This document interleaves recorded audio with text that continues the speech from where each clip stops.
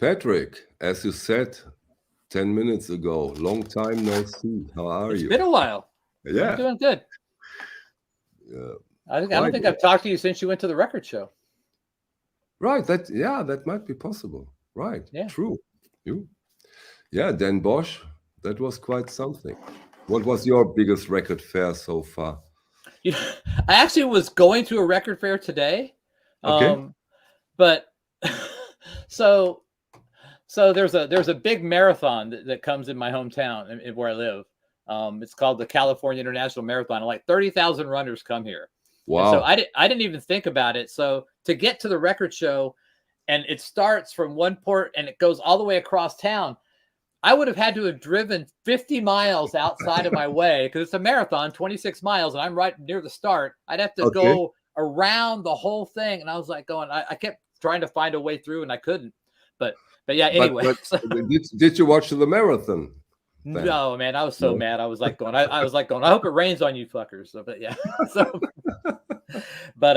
So I never made it to the record show, but the biggest fair I went to one in Davis, which is about 30 miles from here. That's where I got the best scores because the guy was selling some stuff.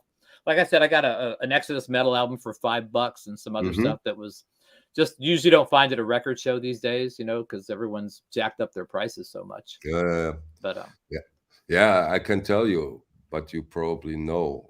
I have been now to 2 record fairs. One was here in Düsseldorf, so a local one, and the other was Dan Bosch. And that was a completely different ball game. Yeah, I've been to a really big one, the big one in Austin, the biggest one here in the States. I've been to that one. Yeah. And I imagine it's kind of like the same thing where you've got all these guys with like walls of like records where you go, wow. And then you look at the price and they go, it's like. Yeah, the most expensive one I've seen on the wall was 18K. For what album? It was an obscure black metal. Oh, wow. $18,000 for black metal. Yes. Yeah. So what was the best record that you feel you got for yourself? I think I saw a video. I watched some of them, so I didn't. So if you already mentioned that, then this is a great question. The Parmigiani I'm very fond of because of the condition, and then there are several which are the same because in my case, 90% of the records I've bought has been out of 2 collections. So in a way, they are on par. Okay. So, but what makes me really, really happy was some Coil originals and some Nurse with Wound. Organum was great. The most surprising part was there has been 3 dealers from Mexico. Oh, okay. And you know how many dealers from the United States? None. 3. 3? Wow. I was surprised. I thought that. How about UK? How about UK sellers? And again, not so many because Brexit, bureaucracy, right? Due to Brexit, they have to go through such a hell of a bureaucracy. They have to fill in every record they put out and every record they put back in, and this is so that's what I heard from a couple of years ago when that happened was that the UK sellers were drastically down. This is of course a nightmare. It's a nightmare. So someone wants to know about the Billy Strings concert tour in Europe. Hey Harry, have you heard anything about the current? No, I haven't. I haven't. Sorry. Greetings, everybody. And we haven't started talking about Thriller yet. No, not yet. Hello, everybody. Yeah, a lot of people already here. Good evening to all of you. Thanks very much. It's been a while. It's been a while. It's been a while, but it's been a minute. Yeah, but World Cup. Wife of my mother. Yeah, we haven't talked about this one yet. Shall we get the elephant into the room? Yeah, here's the elephant. I have it as well. You have the better copy. Well, I have the better jacket. I have number 204. I have 21,000 something. Well, looks like MoFi likes me a lot better than you, and with good reason. Why with good reason? So then give me your take on the Thriller. Well, I mean, it's not like I'm a MoFi person who's been in the Mobile Fidelity camp heavily. So I mean, I did a listening hang on this. I think maybe like 10 days ago or so, and it was interesting to have. And then after I played that record, I played a couple of cuts off the original after I level matched them, and everybody's take on it was very interesting. For me, as I said, and mine, I didn't read Michael Fremer's article until after I'd done this.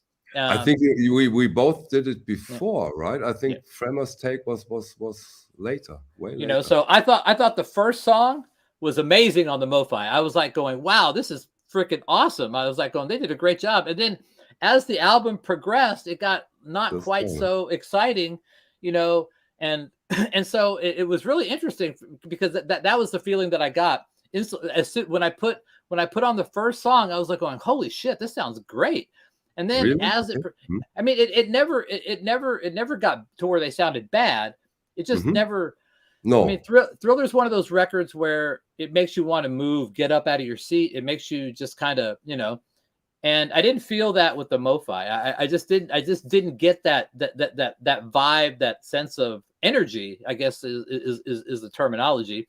But you know, if you really want to hear every individual percussive element, every instrument in its place and where it's supposed to be, that it sounds amazing. I mean, I heard percussive things that I didn't hear before, you know, and I heard some, you know, the clarity was untouchable. I mean, the clarity was really, really pristine, but it came at a cost, I think, you know, so that was my take.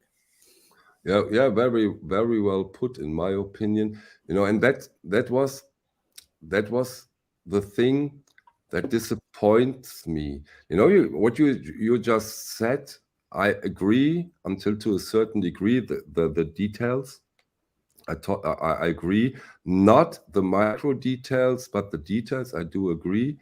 The clarity, I do agree. And especially that it comes with the cost. And so due to the magnitude of this release and the importance, the overall importance to MoFi, I was disappointed because I have a feeling, and when you compare it to, let's say, an American original or even to a German original first pressing, that there is room for doing it better. Oh, for sure. Especially like I said, especially after, like I said, the first song to me sounded great, you know, but then everything else was just kind of like, you know, it never did. I never got the sense that I was like going, holy shit, you know. I mean, I never got that wow factor, you know, that you really want to have when you're listening to something that iconic, you know, there's something that's been praised so much, you know, and part of it might be because Mike Esposito hyped it so much when he did his MoFi thing, like saying how it was the best he's ever heard it. It's going to be awesome.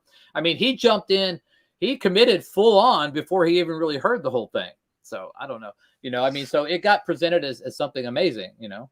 Yeah, that aside, but you know, again, this is the most important release for MoFi, in my opinion, due to several oh yeah, because it was the first one after the debacle. And that's why I expected something amazing. You know, 1 week, I think it was 1 week before, I got a Steely Dan, Can't Buy a Thrill. And they had this wow factor, this wow. We can talk about Can't Buy a Thrill too, because I got like five different versions right here. So we can tackle that beast if you want. But. Yeah, why not? Why not? And that's what I expected due to the magnitude of the release, and that was my letdown in a way. Yeah. I would agree. I mean, and you know, yeah, it is what it became, and they're not gonna redo it. I mean, from a pressing quality, it was spot on. I mean, it didn't have any issues, no noise, not a tick, nothing. You know, it was dead silent, sounded great all the way through. No problems. But I mean, to me, it wasn't the home run that it needed to be for MoFi. I mean, that's a good point. Yeah, I think they really needed, but then again, like I said, I did that listening hang, and it was pretty much split 50-50. I mean, people loved it and said, oh, I think this is the best version I've ever heard. So, I mean, who knows? I mean, I don't know how many they're going to sell. And yet again, Patrick, I think if you just hear the MoFi version, you'll be fine. Yeah, you will you'd be be fine. pleased, and nobody will say, "Oh my God, what a terrible." Of course not. Of course not. Yeah, No one's going to say it's compressed. No one's going to say yeah. anything. You know, you're going to sit there and go, "Oh, this sounds great." You know, so Mhm. Exactly. Yeah. yeah. It basically it boils down to the original is just a great. It's a great sounding record anyway, but it has the energy that I think this one lacks. I think this one lacks a bit of that energy. I don't know what it takes to get that energy back, but whatever it is, I don't think it. Yeah, they took a bit out of the soul out of it, you know, the what it Hey, really Jason. makes so special. Yeah, yeah. So I'm not a big fan of Captain Beefheart, Dr. Winston O'Boogie. So I mean, I've tried. That's one of those bands that I've literally tried so hard to like, and I just can't. I've listened to Trout Mask Replica, Original Straight, White Label Promo like 4 or 5 times, and Yeah. I just You don't don't get get it. it. I You don't. don't get into it. Yeah, that happens. That happens. But a nice topic again, because we didn't have seen us for such a long time. Record Store Day, Patrick. Have Oh you yeah, been I active did. or? I Yeah? went to one. The only thing that I got is this, and it's kind of timely because of what happened. But I did get the Fleetwood Mac Alternates box set, Okay. and I did want to get a few other things, but I never saw them. So I mean, so I Okay. didn't get to. So this is all? That's not much Mhm. for you. I saw you way more active years ago on Record Store Day.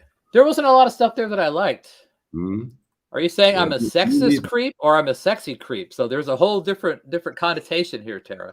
you So never can be sure when it comes to Tara Lewis. You can't be sure. yes.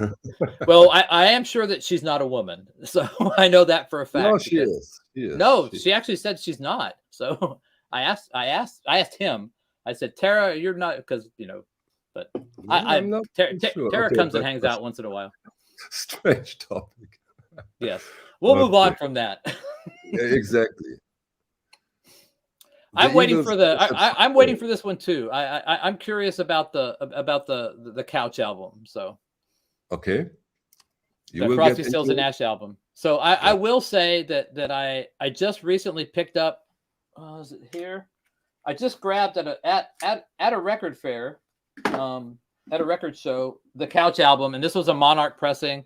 It was an early -C matrix, and I have the best sounding pressing I have is a -F in the dead wax on both sides, and I'll do it on another video, but I mean I can show you where there's the compression on the non -F and on the -F how it's opened up. It's really amazing. And I keep buying copies of this to see if I can find another one that's like that, that's open and not compressed like this one is. So that's what I have high hopes for the Couch album on the One Step. We'll see, because on every other pressing that I've ever heard, that album has some serious dynamics limiting applied to it. Where the only version I've ever heard is the -F US pressing that does not have that dynamic compression, and it's so audible and visual, it's not even funny.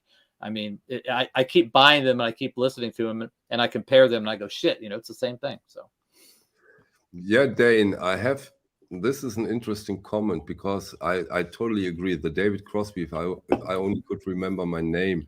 it sounds phenomenal. Phenomenal, but maybe you can say something. You like the classic better? No, I have no comparison.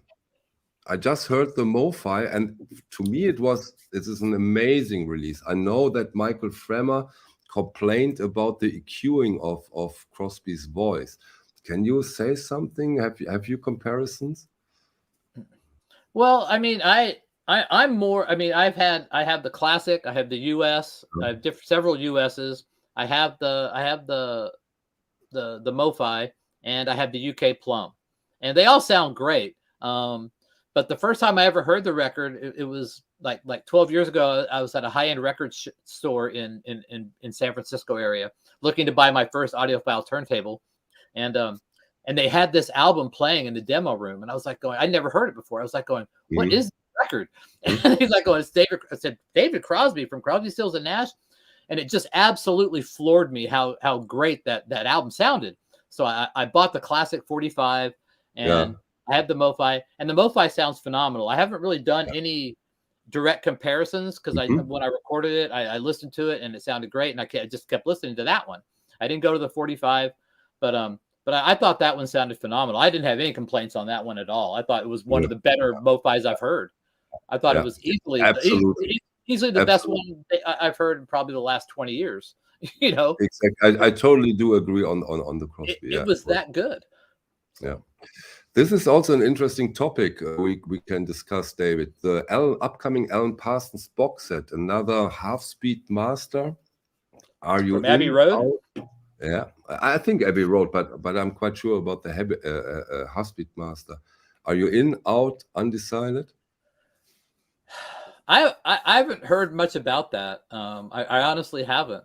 I have UKs, I have classics, I have USs of pretty much all the catalog that I want. I have the Speaker's Corner, and you know, if somebody sent it to me to record, I'd probably wait for the reviews, and I'm probably going to be on that train for a while about anything that's audiophile. You know, is that I'm probably going to be waiting to hear some reviews before I start pulling the trigger on some of this stuff, unless it's something that I have to have, that I absolutely have to have. You know, so. But Patrick, if you consider how easy and cheap you get those originals in very beautiful conditions, especially Alan Parsons. Exactly, that's what I'm talking about. And come on, we know the outcome, don't we? I would say so. Yeah. I mean, if it gets better, how much better is it going to be? I mean, if you're going to talk that way, I mean, then we could go on to Can't Buy a Thrill. the original non-white label promo is a great sounding record. Now the UHQR is a different presentation of that record, and I would say if we want to get into the subject, you know, there are some aspects of the original that are better than the UHQR. Some aspects of the UHQR that might be better than the original. The Speaker's Corner. Which aspect do you like better than the UHQR? Different songs. So I mean, Jason Rojas actually sent me an email. He's actually sending me the Bob Marley Rastaman Vibration to do a comparison. But he sent me this guy right here. He sent me an email. We were talking about Can't Buy a Thrill, and I was talking about the UHQR and all the versions that I have, the quad and the original and the Speaker's Corner, and he said, you know, well, I think some songs are better on the white label promo and some are better on the UHQR. So I asked him which ones, and I said, so when I do my shootout video, I'll take one of each, and to make it fair. But you know, when I listened, I was going, yeah, you're right. You know, I mean, there are some aspects of some songs on the UHQR that do sound better than the white label promo, but the white label promo, some songs sound like an example would be Reel It In the Years is better on the white label promo. Dirty Work is better on the UHQR. So, as I also had the white label promo, in this special case, I tend to disagree because the fullness and richness and overall beauty is, in my opinion, when it comes to the UHQR, and that it is also 45 RPM. And on this super silent flat vinyl, was yours super silent? Because mine wasn't super silent. Mine was not super silent. Did you clean it? Did you clean it? Yes, I cleaned it. I cleaned it twice. Okay, no problem. Yeah, mine was not super silent. It was so silent that I thought I'm streaming. It wasn't kind of blue noisy, but I mean, it wasn't. it wasn't horrible, but it wasn't super silent. The Speaker's Corner, very, very good, but the Speaker's Corner is going to cost you 3 times what the UHQR is. That's another problem. Is like, you know, some of these like other like the Cisco Steely Dan is going to cost you $300, and I don't even think it's better than the original. But I mean, some people love it. But that was done by Kevin Gray, all analog. But that's a $300 record. I mean, and people are upset about UHQR. In one steps, it's like, well, you're going to pay $300 for a Cisco. So, I mean, what are you going to pay for a Speaker's Corner of Can't Buy a Thrill? $300, you know? Yeah, and since the experience with the Eye in the Sky, the Alan Parsons, where I always thought, oh, this is a great sounding version of Alan Parsons' Eye in the Sky. I'm talking Speaker's Corner here. And then the MoFi smoked it. The MoFi really smoked the Speaker's Corner version. and the original, the British one, again, was better in my opinion than the MoFi.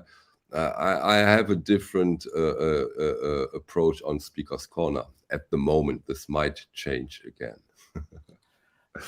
If you felt that I was personally attacking you, Tara, I apologize. I really wasn't. It was just, so I've seen people come on the live streams with like female avatars and acting like women, and so I wasn't, I promise you, I was not personally attacking you. It's just, we just joke around. So if you were offended, I apologize.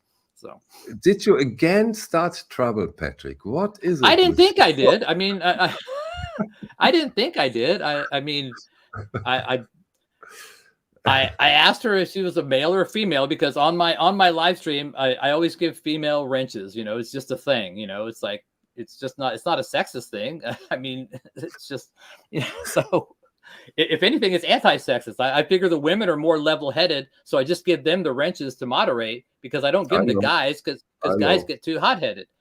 So that's really the only thing that that's why I asked. I was going to give her a wrench. So I don't know. If she was offended, I apologize. So. Yeah, I agree with Alex Dickey. Yeah, makes sense, of course, in some cases at least. So anyway, so hopefully I'm out of the doghouse now, and we can get back to the subject at hand, because I really do try not to be a problem. So. Okay, so Jason agrees with you on the Cisco. Yeah, I mean, the Cisco is really basy, and I don't even know what source they use, because that's where all the controversy for Asia came about, was the master tape and the source of the master tape, and people said it was missing, some people said it wasn't missing, so that's another thing. So I'm really interested in listening, like I said before, to the Katie lied Steely Dan. But yeah, I think this will be, no, the next one is Pretzel Logic. Which one is the next one, Patrick? I'm not sure. So really? Are you talking about the BC13 box for 250 pounds? That's about right. I mean, that's about right, because I mean, I see that box set here for around $250, $300 US. So I mean, I think that's a fair price.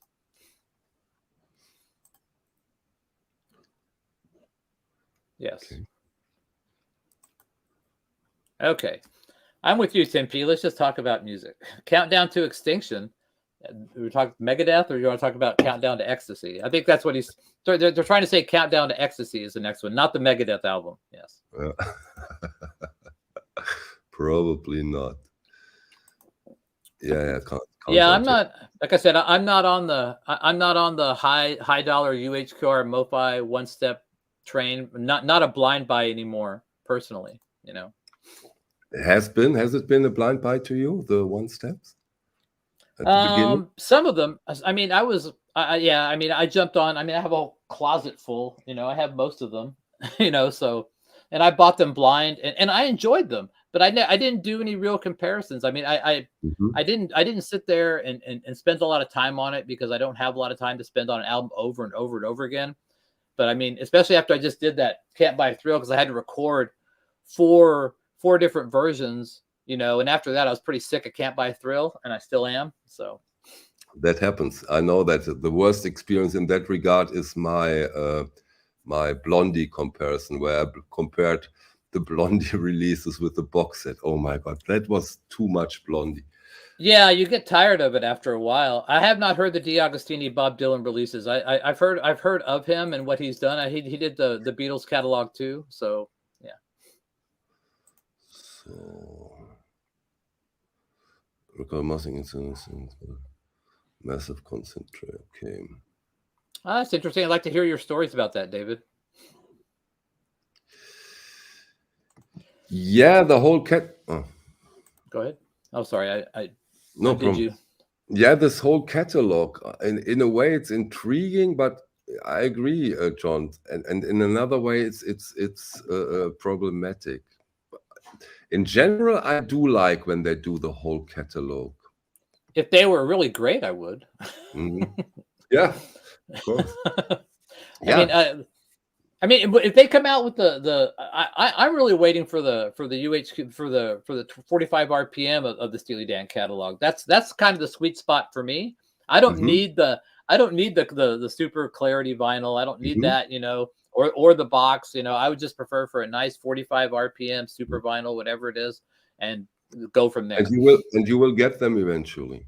Yeah. You know, and you know what's funny is that I actually picked up the $30 digital Steely Dan Can't Buy Thrill. It was kind of funny that people are like making fun of that record because it was like $30. I'm like going, well, you know, Blue Note can make a pretty good record for $30, you know, so it's not like it's a shitty pressing, you know, it's actually very quiet and sounds good. So it's not bad at all, you know, too much.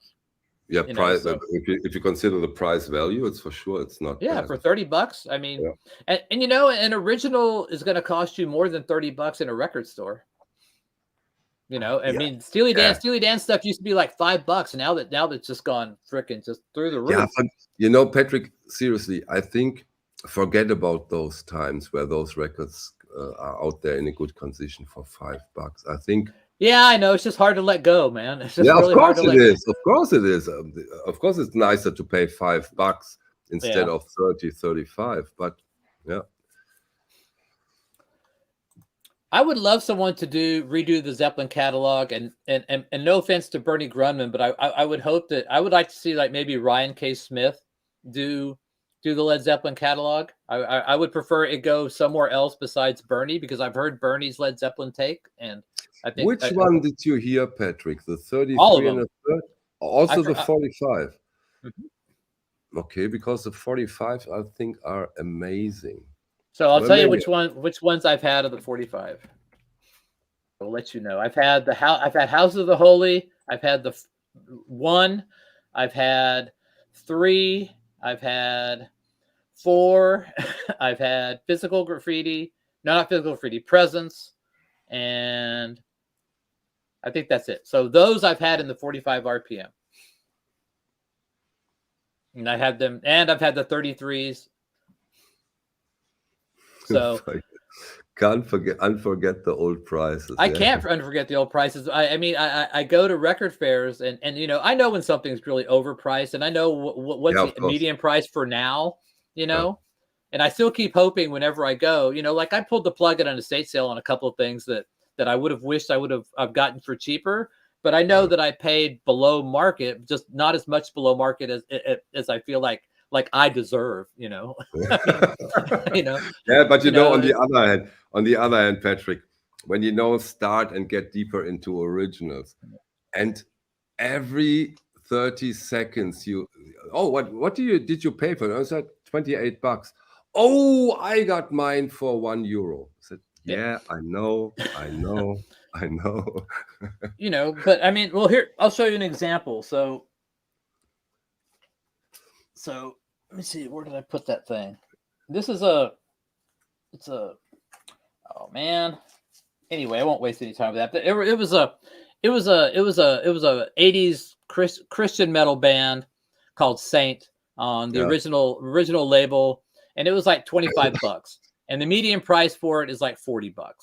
You know, so I mean, I got a good deal on it, but you know. It just felt weird going to an estate sale and paying that much money for a record, you know. After I watched Rob the Wax video, I watched Rob go out and like pull out, you know, an entire Morrissey 12-inch collection and like for like $1 a piece, and I'm like going, and I'm paying, you know, $25 for this like Christian metal band, you know. So yeah, but if you want to go that way, you just have to get good connection to the Undertaker, right? Yeah. So that when somebody I mean, they're at this sale, they had a ton of stuff, but I would have loved to have bought it. It was so expensive. But on next Sunday is the last day, and they're going to cut all the prices to get rid of everything. So I'll go Sunday, you know, and see how much they are. So someone asked a good question here. I don't like the CBS Master half speeds. I've never heard a good one ever. And I've heard quite a few. And to me, they all don't sound very good. That's just my opinion. But I mean, that's how I feel about it. I had in my comparison a Japanese digital one, and I wasn't that fond of it either. Yeah. It was not so hot. Yeah, I've not heard the Rastaman vibration yet. So, I mean, I have it coming to, courtesy of Jason. So, and I have the 1982 German box set. I have an Island, and I have the Abbey Road remaster. You know, the Abbey Road remaster that I really shit on when I first got it. It didn't sound. It doesn't sound that bad. You know, it's just very bassy. So yeah, that's true. Yeah, but you know, I have to consider one thing, Zeno. I just added my Rastaman vibration to the collection yesterday, and then I saw the Discogs prices of the UHQR Rastaman vibration. What would you guess, or have you seen it? What would be your educated guess? Highest price paid for the UHQR Rastaman vibration? Is it sold out now? Mm-hmm. 250. 531 euros. Really? Oh my God. Wow. You have 4 copies over there. At least it was yesterday or the day before yesterday. And the cheapest one is 418 euros. Wow. Yeah. See, that's the insanity. It has been out there way longer than I would have thought. It was over a week. And we are talking 3,500 copies here. And then when it's gone, people gets crazy. I don't understand that. I really don't understand that. So do people want this Led Zeppelin road box because it's the road box and they think that it's, do you really think that pressing 45 RPM on one record, it's going to make that much of it? Because I actually have heard, you know, part of that. And to me, it doesn't sound.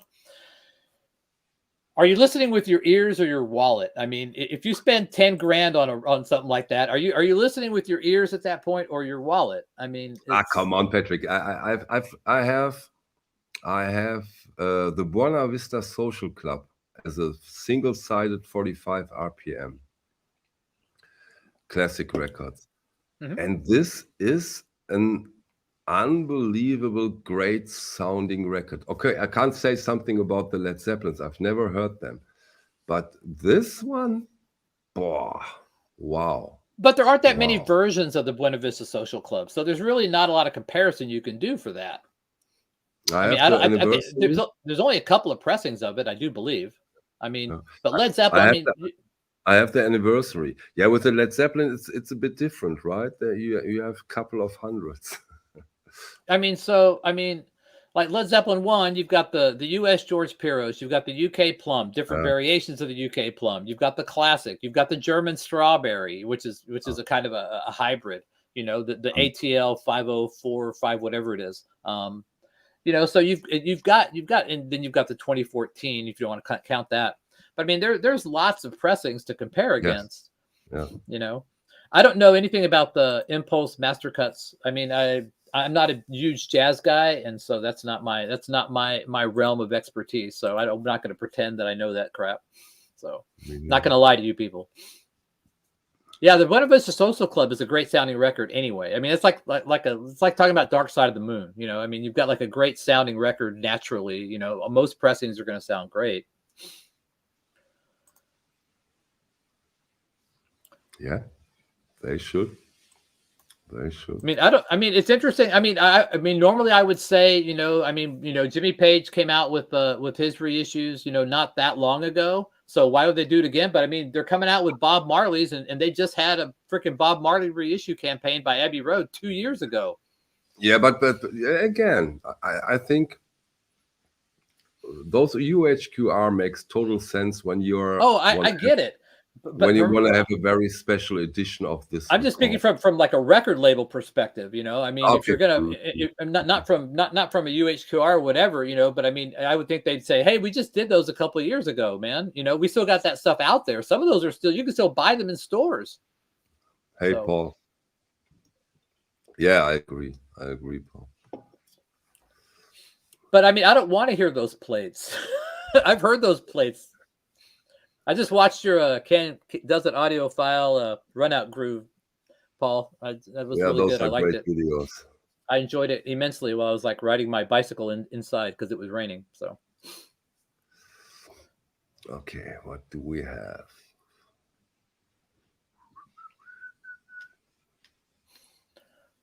Epic. I don't have a lot of Donovan. I only have what was that? Sunshine Superman. Was that on Pi? I think I have that, a UK pressing of that. I don't have a lot of Donovan. Not really my wheelhouse.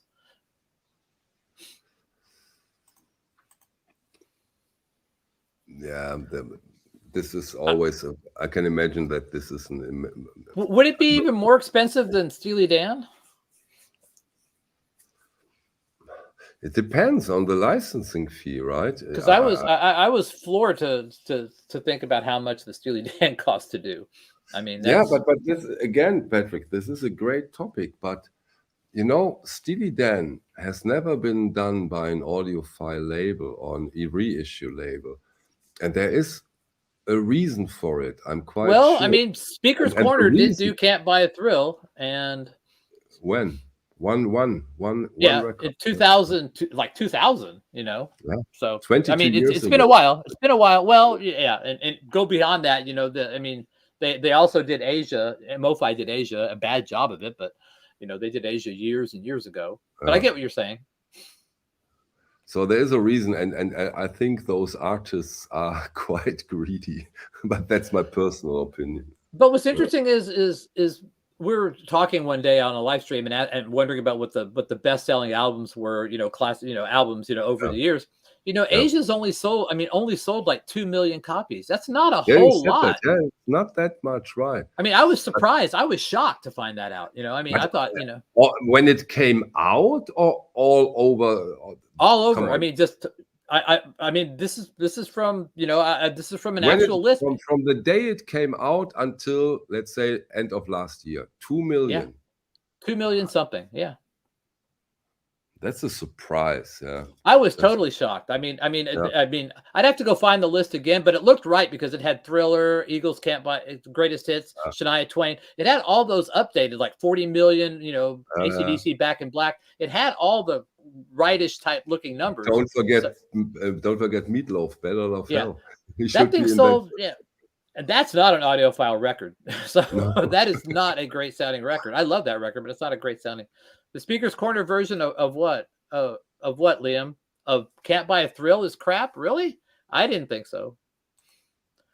So that one is actually really good. That's the mono that they didn't know. They didn't say it was mono. That one sounds very good. So I would agree with you there. You know, but when Liam says sounds like crap and you don't agree, can it be, Patrick, that there is a big difference if you listen on a hi-fi system with speakers or with headphones? Might that be that there is a big? I have speakers. I mean, I actually have some Vandersteins down that I listen to. So I do have speakers. I just don't have it hooked up to my turntable. Yeah. So, but yes, I do have speakers. And you do both. And what is the main for you in your words? So you have both, and you have it in a very good manner. So what is the biggest difference to you when it comes to speakers and headphones? Just the general sense of space around you, and basically where the music hits you when you're sitting in that right spot, and right in the sweet spot where it just all comes together and just locks in and just boom, you know. But I mean, I have some really, really nice in-ear monitors. I have some Westone monitors that cost like $500. You know, they're not like, I don't wear like Beats or anything like that. These are nice in-ear monitors with complete isolation. You know, and they sound amazing. You know, and I have a digital audio player. I don't play it through my phone. You know, so yeah, of course. Yeah. I mean, it's a different experience for sure. Yeah. But I mean, I can tell the tonality and everything just the same on headphones as I can on speakers. I mean, I can tell if something's good or bad. I had an audiophile club here, you know, that you know, meets around, and I hosted it one time. I had all these jazz audiophiles, and I literally created a vinyl rip in real time with them and played it on the system. Yeah. And they loved it. They were like, oh, holy shit, this sounds phenomenal. So so I mean, and I've been to their houses, and one guy has like a $500,000. He's like a high-end, ultra high-end dealer. His house, and he's got these freaking ungodly speakers, you know, and you know, I'd bring my little digital audio player and I'd hook it up to these guys' systems and listen to these digital recordings. And they'd all sit there and go, "Holy shit, this sounds great." So you know, I mean, it's all about your source material more than the medium, more than your medium that you're transporting on. So.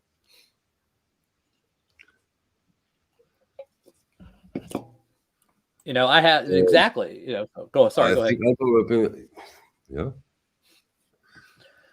I wouldn't say 90%. I mean, there's a section that don't care. They just want the music. You know, so and you know, and that's great. But I think some people.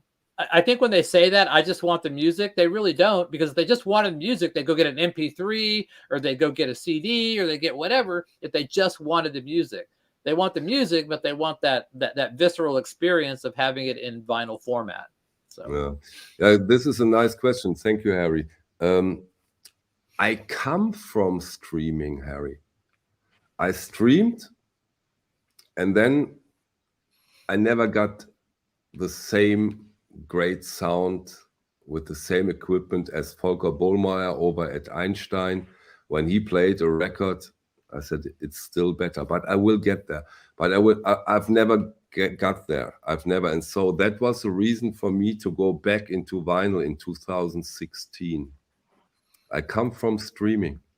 Well, Alex, I mean, those. Sorry, go ahead, Michael. No, sorry. No, I can go after you. So I mean, those are the bands that sell, Alex. I mean, it would be great to have a reissue of frickin', you know. I mean, well, Funkadelic would probably sell, but I mean, some of the stuff that you have, nobody will buy because no one's even heard of it. You know, I get what you're saying, but I mean, it's just.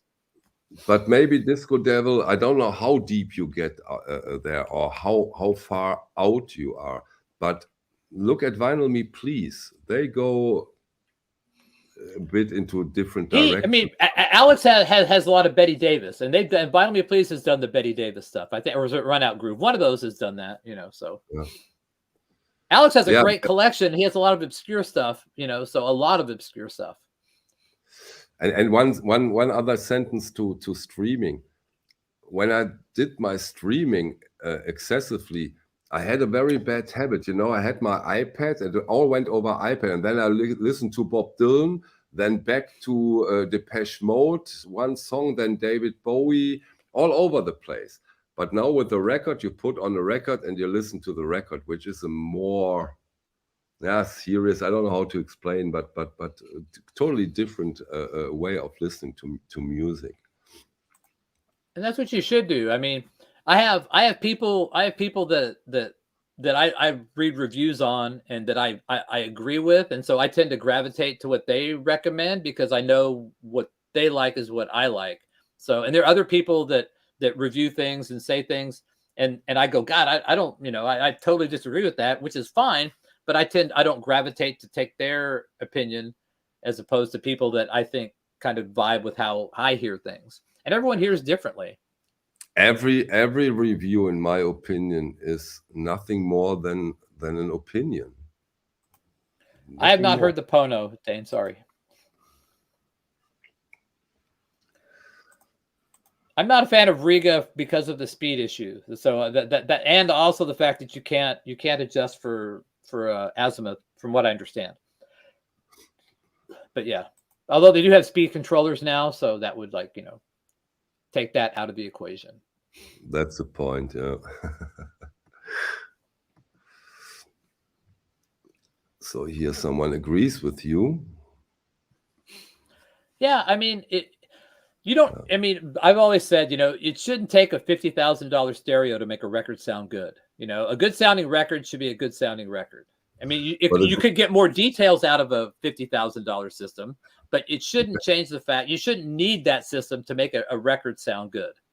That's exactly right. Yeah, and it doesn't have to, but of course you have improvements with certain steps, of course. I mean, the original T for Tillerman that was cut by Lee Holka is really good, but I mean the one that Analog Productions did is really, really, really good. Really, really, really good. Not that bad of a record. I have to agree. Yeah, The best sounding record, right now. Yeah. What's the best sounding record you've ever heard? The best sounding record? Yeah, that's. I can't answer that. No. The best sounding record, not the best music, but just the best sound. Oh man, that's hard. But it has a lot to do with taste or your mood. I mean, there is electronic stuff that sounds amazing, but sometimes you don't want to hear electronic. Then you have jazz records that are unbelievable good sounding. The Ella and Lewis, the analog production, the 45 is breathtaking. There's a couple of Music Matters that I heard that you know that sounded great. Yeah. I mean, I have a Pink Floyd "Wish You Were Here" the Nimbus cut sounds great. I have, you know, I mean, that's an impossible question really to answer. It would depend on the day of the week and what I've listened to that week. You know, sometimes I'll listen to something and go, God, that's like one of the greatest sounding records. That is a great sounding record, but it's not the best recorded record, but it's a great sounding record. I don't think that there is something like the best sounding record. It doesn't exist in a way.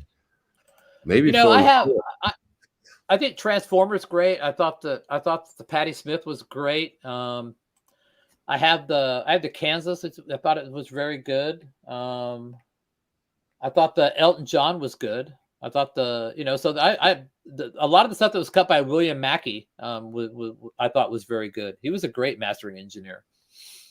I think he's from Hamburg. So usually if you get a German pressing with 320 in the dead wax, a lot of times that would be William Mackey, I think, that mastered those, I do believe. Rest in peace, sir. I can't give gear advice. Maybe Michael can, but I'm not a gear guy. My gear advice is very boring and always the same look for Einstein. It's the best stuff that's out there, in my opinion, on any price range.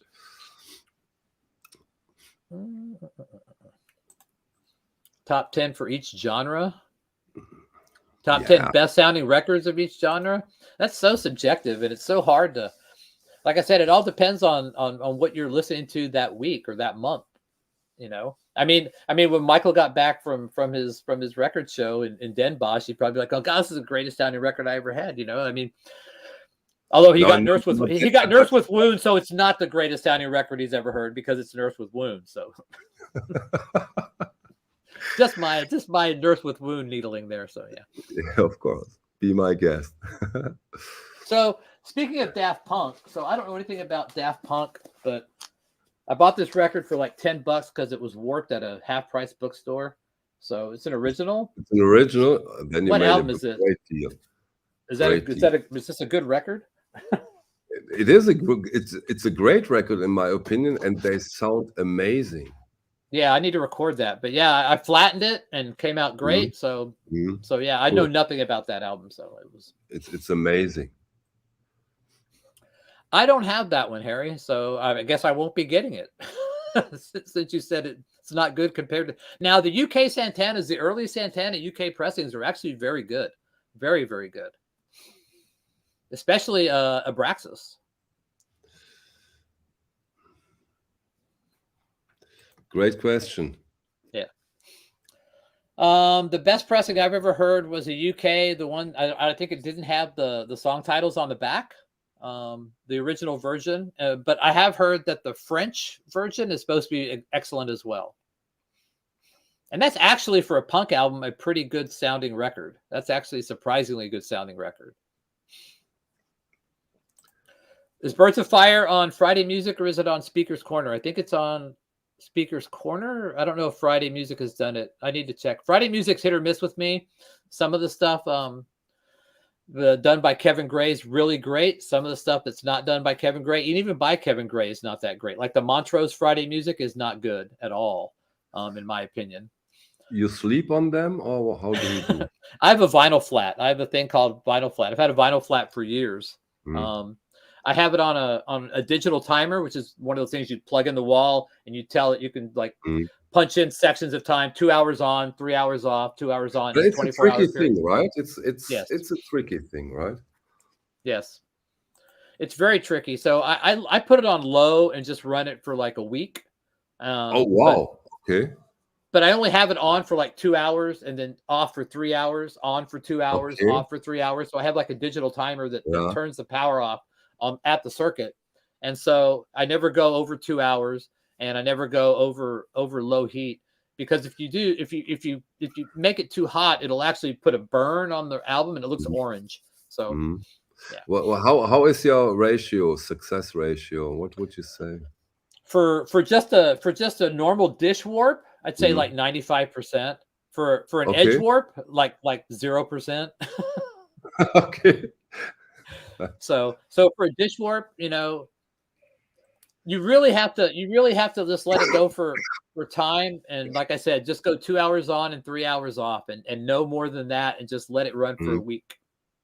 So well, I mean, it's not really that ballsy because the record's already fucked up to begin with. You can't play it. So, I mean, you're either going to succeed or you're not. You already can't do it. On the other hand, with today's energy costs, isn't it cheaper to buy a good copy than the warped one? Well, I mean, I go to a record store and he'll put warped records in the dollar bin. So if anything's like got a dish or anything, it's in the dollar bin, and I grab those things up. Actually, I've got an Eagles Hotel California being flattened right now that might go to Germany. So yeah. Okay, cool. So hold your thumbs. Yeah. So you can tell me how it works. So you'll sit there and go, how does it play on your system after I did that? So no problem with the sound quality afterwards. Doesn't change anything. Okay. I mean, unless you burn it, then it will. But when you burn it, it looks like a little orange peeling. It's got a little peeling quality to it. So yeah. Sorry, guys, I have 8 minutes left. We get visitors at 2000 here in Germany. So 8 minutes, Patrick. Okay. That's okay with you. That's fine with me. I mean, so any last questions? I'm sorry this was quick and we didn't get to talk about a lot of pressings and stuff, but we had to catch up after being separated for so long. The next one will be in a regular time frame. It's like Michael's been out on the road and stuff. We had to get back. Figure out what we're doing. So we already can set a date. We meet the Sunday after the World Cup final. Okay, whenever that is. So 2.5 weeks, I think. If that's okay with you, Patrick, of course. Oh, it's fine with me. Well, the rarest record for me is easy. That was the Paul McCartney Ram Mono album that I bought for $1 at a garage sale. So that was well, I mean, hold on a second. Well, I actually had the Bob Dylan Freewheelin' Bob Dylan original mono. That's one of the rarest albums out there. There's probably only 5 copies in existence. So I actually had that in my hand. I didn't own it, but I actually had it in my hand and recorded it. And I have the only recording of one ever. So wow. So I have had that. That's probably like a hang with that one, Patrick. Come on, let's do a listening hang with. All right, we'll do that. We'll do that on Monday. So yeah. Yeah, cool. Yeah, and again, please, all of you who watch the stream, those listening hangs over at Patrick's channel are really quite a treat. Yeah, we usually do it around about 1 p.m. Pacific time, at least 3 times during the week. I try to do it as often as I can, but it's in the middle of my workday, and so depending on what my work schedule is going on. It's 10 p.m. here in Germany, so for all you Europeans out there. But we play all sorts of different stuff. We play krautrock, we play metal, we play folk, we play reggae, we play dub. Yeah. Yeah, we do a lot of that stuff too. I try to be topical, so now that we've talked about the Bob Dylan, we'll do the Bob Dylan on Monday. I'll see some of Michael's videos sometimes and I'll play that record or something related to it, and so I just try to be topical, I like the vinyl flat. The vinyl flat is inexpensive. If you're able to flatten 3 $50 records, you paid for it right there. Okay, that's a very fair price. I've read in an Audiophile newspaper years ago, there has been a guy who made a vinyl flattener and he wanted 6,000 euros for it. So yeah, there's like a Furotech, I think, or whatever that company is that makes one that's like $3,000. And but yeah, the vinyl flat, I haven't checked the pricing. But but I think it's probably still around $150. Best pressing of Free Fire and Water. The UK is the best to my knowledge. I've never heard of better, and I think most of the islands are comparable in sound level. So I don't have a business. I mean, I have a job, but it has nothing to do with audio. So yes, I don't have a business. People just send me records and I record them and send them back to them. So yes, I have a lot of reggae stuff that Alex has sent me, but not on 7-inch. So you got 5 minutes, people. Yeah, sorry, but I think all the English guys will left us anyhow because England's playing. Are they playing Senegal? They're playing Senegal. Exactly, Senegal. Exactly. Yeah, probably after a great game. France beat the crap out of Poland today. So yeah, first half was a good one though. It's going to be hard to stop Mbappe. You have to try. We can't anymore. So who do you root for now that Germany's out? Do you want me to start with you, Alex, charging for rips? I go with South Korea now. Should I start with you, Alex? I love that's an excellent question. So, well, the only one of the Deep Purples is on Parlophone, then they go to Harvest, but I've heard people say that the US Tetragrammaton for the first 3 are the ones to have. I have the Tetragrammatons, so I should probably at least record one.